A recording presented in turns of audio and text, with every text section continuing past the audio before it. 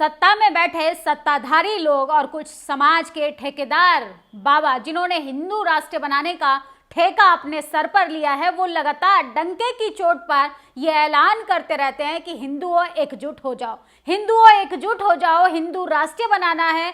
फिर से तमाम तरीके के वादे परोसने लगते हैं और सोचिए महाकुंभ कांड जो है, देश भर में अभी भी माहौल उस पर ठंडा नहीं हुआ था, फिर हिंदू एक बार फिर से शिकार हो गया। विस्तार से पूरी खबर बताएंगे, लेकिन पहले उन तमाम लोगों से सवाल पूछना जरूरी है जो हिंदू राष्ट्र की नींव रखना चाहते हैं। किस आधार पर हिंदू राष्ट्र बनेगा? उस हिंदू राष्ट्र में दलितों की क्या स्थिति होगी, पिछड़ों की क्या स्थिति होगी, आदिवासियों की क्या स्थिति होगी, महिलाओं की क्या स्थिति होगी? इस पर कोई बात बहस नहीं करता, या इन तमाम लोगों का आरक्षण हमेशा के लिए समाप्त हो जाएगा, फिर से गले में हांडी और पीछे झाड़ू लटका दी जाएगी। क्या वही हिंदू राष्ट्र बनाने की कल्पना कर रहे हैं ये तमाम हिंदू ठेकेदार?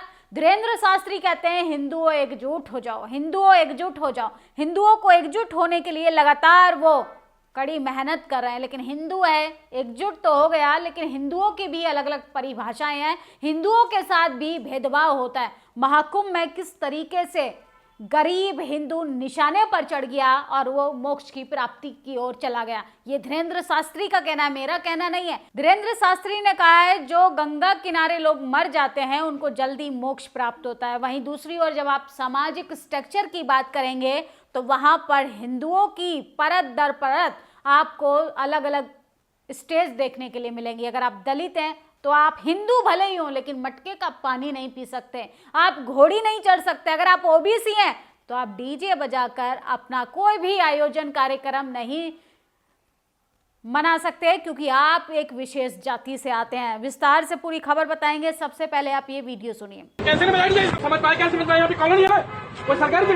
तो सुना आपने वीडियो, किस तरीके से मिश्रा नाम का व्यक्ति टीआई मध्य प्रदेश के चुरहट में तैनात है। और सोचिए आरएन पटेल साहब जो हैं वो रिटायर हुए हैं और डीजे बजाने को लेके ये किस तरीके से आहत हो गए। इनका कहना है कि हम सब शांति से सो रहे हैं, डीजे बजाने की यहाँ क्या जरूरत है। जाति का अहंकार सम्मान को ठेस तो पहुंचेगी कि ओबीसी समाज से आने वाला पटेल व्यक्ति अपनी रिटायरमेंट के दौरान डीजे के साथ कैसे अपना सेलिब्रेशन कर सकता है, कैसे अपने प्रोग्राम को आयोजित कर सकता है। तमाम भंडारे होते हैं, तमाम जागरण होते हैं, तमाम रैलियां जुलूस निकाले जाते हैं, तब इन लोगों को डीजे की ना आवाज सुनाई देती है और ना इनकी नींद जो है उसमें कोई बाधा आती है। बाधा कब आती है? जब एसटी एससी ओबीसी का व्यक्ति घोड़ी चढ़ता है, मूछ रखता है, सम्मान की जिंदगी जीता है, अपने हाथ में गुलामी की झाड़ू छोड़कर अपने लिए कलम थामने का काम करता है, कॉलेज यूनिवर्सिटी में अपने भागीदारी की बात करता है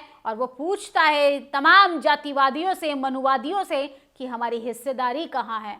सोचिए इन तमाम लोगों को तब इनकी नींद नहीं खराब होती है जब तमाम चीज़ें होती हैं, लेकिन जैसे ही एसटी एससी ओबीसी अपनी सम्मान तरीके से जीवन जीना शुरू कर देता है। सोचिए एक पटेल, एक ओबीसी जाति से आने वाला व्यक्ति, एक बुजुर्ग इस जातिवादी मानसिकता से बीमार आदमी के आगे हाथ जोड़ा है कि साहब हमको जाने दीजिए, डीजे हम नहीं बजाएंगे, लेकिन साहब तो जाति के अहंकार में चूर है और किस तरीके से गरीबों पर, मजलूमों पर अपनी तानाशाही, अपनी क्रूरता को दिखाने का काम कर रहे हैं। ये वीडियो में साफ नजर आ रहा है। तमाम लोग सोशल मीडिया पर लिख रहे हैं, अलग अलग प्रतिक्रियाएं भी दे रहे हैं, लेकिन सोचिए अगर हम जातिवाद की बात करते हैं तो लोगों का कहना है कि हमारी भावनाएं आहत हो जाती हैं। हम सामाजिक ढांचे के खिलाफ जाकर अपनी समानता की धाराओं में लाने वाले लोगों की बात करते हैं जिनको हाशिए पर छोड़ दिया गया है, तो लोगों का कहना है कि हम भेदभाव फैला रहे हैं। निर्दोष जैसे लोगों पर एफआईआर हो जाती है, उनकी गिरफ्तारी हो जाती है।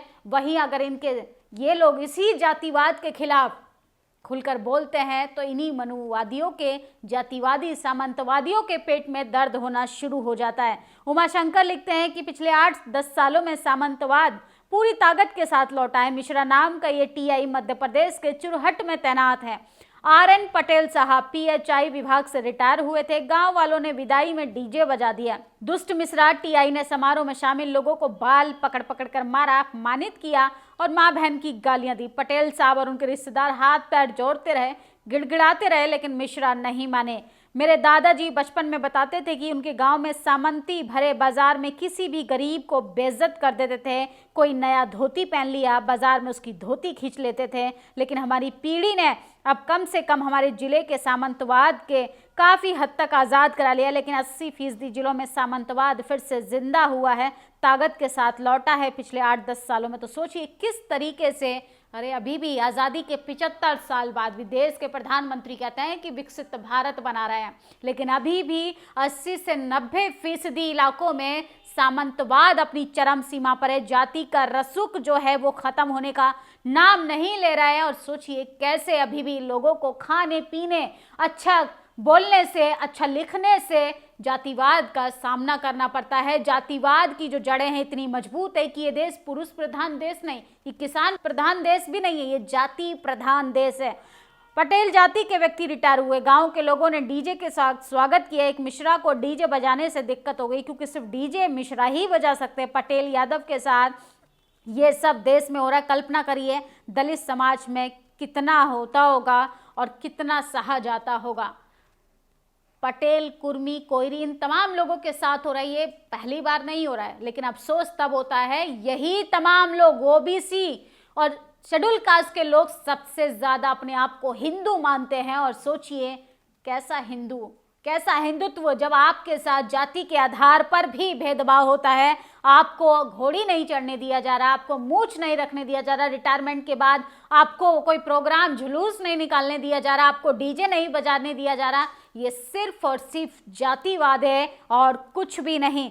और आप कहेंगे कहाँ है जातिवाद? मिश्रा नाम का ये चिरकुट टीआई मध्य प्रदेश के चुरहट में तैनात है। आरएन पटेल साहब पीएचआई विभाग से रिटायर हुए थे, गांव वालों ने डीजे बजा दिया। तो सोचिए किस तरीके से उनको अभद्र टिप्पणी कर रहे हैं, उनके बाल खींच रहे हैं, उनको अपमानित कर रहे हैं। और गाल बजाने वाली, खुद को ओबीसी हितैषी बताने वाले सरकार बहादुर कहाँ है? इसलिए मैं कहता हूं कि भाजपा राज दलित पिछड़े ओबीसी समाज का एक दुर्दशा होती जा रही है। समाज की सबसे ज्यादा जब वोट चाहिए तो आप लोग हिंदू हैं, आपके हाथ में हिंदुत्व का झंझना थमा दिया जाएगा, ना आपके अधिकारों की कोई बात करेगा, ना आपके लिए जातिवाद के खिलाफ कोई बोलेगा। सोचिए क्या गुजरी होगी उस व्यक्ति पे पूरा जीवन, एक नौकरी के लिए खपाने के बाद वहां पर भी जातिवाद झेला होगा। रिटायरमेंट के बाद उस शख्स ने एक डीजे बजा लिया तो इस मिश्रा के पेट में दर्द होना शुरू हो गया, उसकी नींद में बाधा पड़ गई। तमाम ऐसे काम होते हैं हमारे समाज में, हमारे देश में, इनको नींद कैसे आ जाती है? लेकिन एक डीजे बजा लेता है कोई दलित, पिछड़ा, आदिवासी, तो उनकी नींद उड़ने का काम शुरू हो जाता है। तो तमाम लोग सोशल मीडिया पर मिश्रा की फजीहत कर रहे हैं और कुंभ में जितने भी लोग मारे गए वो आंकड़े छुपाने का भी काम हो रहा है। सोचिए हिंदू मरेगा, हिंदू अपमानित भी होगा, हिंदू जातिवाद का शिकार भी होगा, हिंदू गटर भी साफ करेगा, हिंदू गुलामी भी करेगा, बस हिंदू को सम्मान नहीं दिया जाएगा। तो सरकार के इस हिंदुत्व के चोले से बाहर निकलिए और देखिए कि आपके साथ कितना बड़ा भेदभाव हो रहा है, जिस पर कोई सामंतवादी, कोई मनुवादी, कोई पूंजीवादी, कोई जातिवादी बात करने के लिए तैयार नहीं है। और ये मैडम है हेमा मालिनी, सोचिए किस तरीके से कह रही हैं कि कुंभ में जो भी घटना हुई उसको बड़ा चढ़ाकर दिखाया जा रहा है। मैडम को वीआईपी ट्रीटमेंट मिला था, इसलिए ये इनका कहना भी सही है। हम भी कुंभ जाकर आए हैं, घटना को बड़ा चढ़ाकर दिखाया जा रहा है, भगदड़ पर बोली हेमा मालिनी। उत्तर प्रदेश के प्रयागराज में महाकुंभ के दौरान हुई भगदड़ में 30 लोगों की मौत हुई है। मथुरा से बीजेपी सांसद हैं हेमा मालिनी, इनका कहना है कि लोग जो हैं बड़ा चढ़ाकर आंकड़े बता रहे हैं, कितने लोग कुंभ आएंगे, कितने लोग कुंभ नहाकर जा चुके हैं, ये सब डेटा सरकार के पास है। सरकार के पास सिर्फ मरने वालों का डेटा नहीं है, पत्रकारों को मैनेज कर लिया गया है। उन तमाम लोगों को डरा धमकाकर बयान बदलने के लिए सरकार ने कहा है जिन्होंने आंखों देखा हादसा देखा उस रात। सोचिए हल्दीराम की वो दुकान याद है, सोशल मीडिया पर सबसे ज़्यादा वायरल होने वाली, उस बच्ची को भी वहाँ से हटा दिया गया सिर्फ इसलिए कि सरकार के प्रोपेगेंडे का जो है भंडाफोड़ हो चुका था। और 15,000 लोगों ने शिकायत दर्ज करवाई कि उनके परिवार के लोग नहीं मिल रहे। महाकुंभ में आए हजारों लोग के परिजन लापता हो गए, सरकार के पास कोई जानकारी नहीं। सपा सांसद राम गोपाल यादव ने ये सवाल उठाया है और बीजेपी सांसद हेमा मालिनी ने बेशर्मी की सारी हदें पार कर दी हैं। महाकुंभ भगदड़ की घटना इतनी बड़ी नहीं, लोगों ने इन्हें यूं बड़ा चढ़ाकर दिखाया है, पेश किया। जरा सोचिए उन परिवारों के बारे में जिनके करीबी इस हादसे में खो गए, उन पर क्या गुजर रही होगी। लेकिन मैडम का राजनीतिक स्टंट बहुत ज़रूरी है, इंसानियत चाहे भले ही दम तोड़ दे।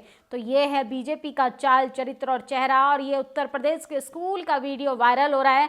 सोचिए, अटेंडेंस और फीस के बदले स्कूल का टीचर कह रहा है कि तुम मुझे किस्त दो, फीस माफ़ हो जाएगी। तो ये स्कूलों का हाल हो गया है।